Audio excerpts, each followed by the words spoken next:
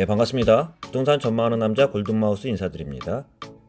부동산의 상가 임대차에서요, 항상 분쟁의 단골 소재로 등장하는 게 임차인 입장에서 새로운 임차인을 구하지 못하고요, 임대차가 종료가 되었을 때 임대인과 임차인 간의 그 원상복구 범위를 갖고 항상 분쟁의 대표적인 소재가 되는데요.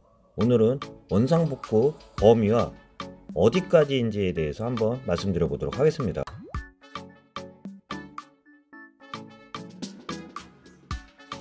네, 반갑습니다. 부동산 전망하는 남자 골든마우스 인사드립니다.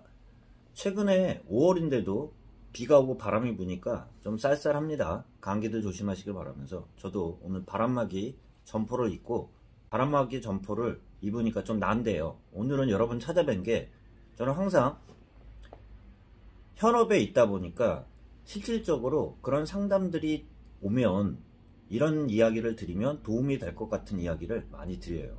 근데 오늘은 상가 같은 경우를요, 임대차가 종료가 됐을 때 임대인과 임차인 간에 대부분 분쟁이 생기는 게 많이 나오는 것 중에 하나가 원상복구 문제입니다.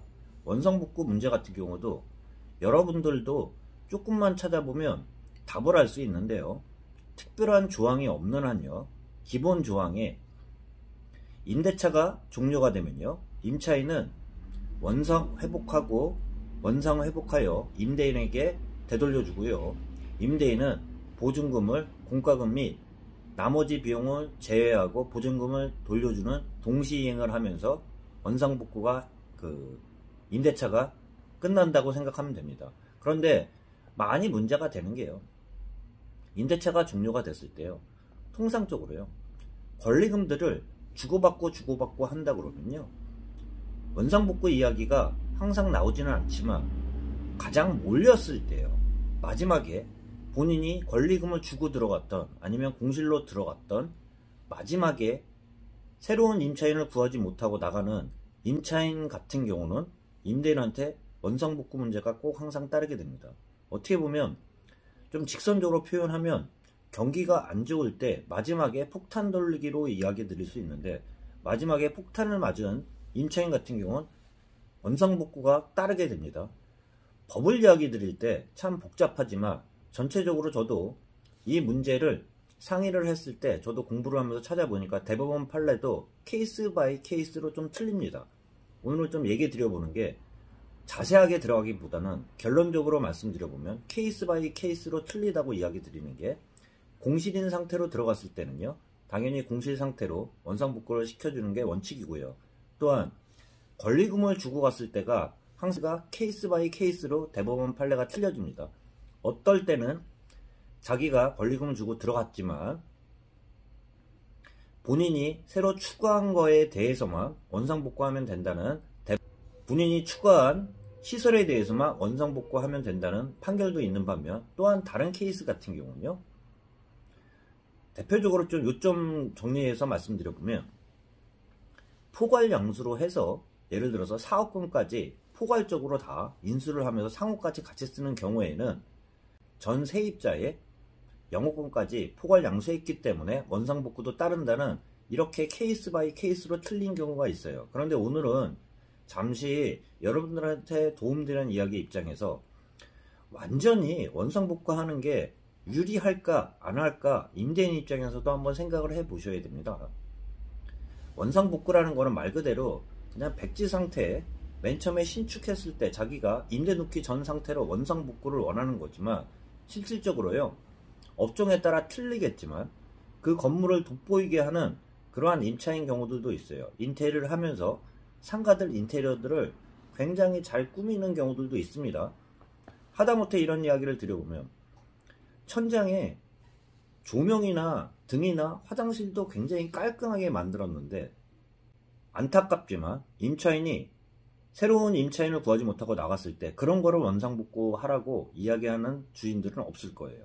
단지 다른 새로운 세입자를 구하기 위해서 칸막이들이 되어 있을 때는 각자 들어오는 사람들마다 칸막이가 있는 경우가 좋은 경우가 있는 반면, 또한 없는 경우가 있기 때문에 임대인 입장에서는요, 여러 그 업종에 다 잘 맞게끔 중간 칸막이를 제거를 하되 기본적인 뼈대는 놔두고 그런 상태까지 처음에 계약을 치른 상태로 원상복구하라는 사람은 없을 거예요. 그런데 대부분 원상복구가 이야기가 나오면서 저희 사무실에 찾아와서 상담하는 분들 같은 경우는 감정이 많이 상한 경우들이 대부분이기 때문에 그 고집들을 꺾지 못하시고 그러다 보니까 양쪽이 손해보는 경우들이 비일비재하기 때문에 제가 좀 이야기 나눠보면, 원칙적으로 제가 말씀드렸죠. 공실인 상태에서 들어왔을 때는 공실인 상태로 원상복구를 해야 되겠지만, 실질적으로 칸막이도 없는 상태에서 나머지 뼈대 자체를 전보다도 더 다른 어떤 세입자가 들어와도 원 상태보다는 지금 상태가 훨씬 더 상태가 좋기 때문에 계약이 유리한 상태라면 임대인 입장에서는 굳이 원상복구 이야기를 하지 않는 게 실질적으로 새로운 세입자를 구하기 유리합니다. 그런데 워낙 지저분하게 사용을 하고 그랬기 때문에 원상복구가 나왔을 거예요. 그랬을 때에도 통상적으로 특별한 특약이 없는 한요, 제가 말씀드린 계약서의 조항 자체에 모두에 말씀드린 것처럼 특별한 조항이 범위하고 한정되어 있지가 않아요. 그냥 뭉뚱그려가지고 원상복구 하여야 한다. 계약 만기가 된 이후에는 임차인은 원상복구 하여서 그 물건을 임대인한테 돌려줘야 되고요. 임대인 같은 경우는 보증금을 반환한다. 이렇게만 되어 있지 범위가 정확하게 한정되어 있지 않기 때문에, 예를 들어서 주방시설이나 그 이외의 부분들 추가로 설치한 부분들까지 원상복구를 해야 되냐 말아야 되냐 특약 조항에 넣어놨다 그러면 임대인 같은 경우는 필요하면 놔두라고 할 수 있을 것 같고요.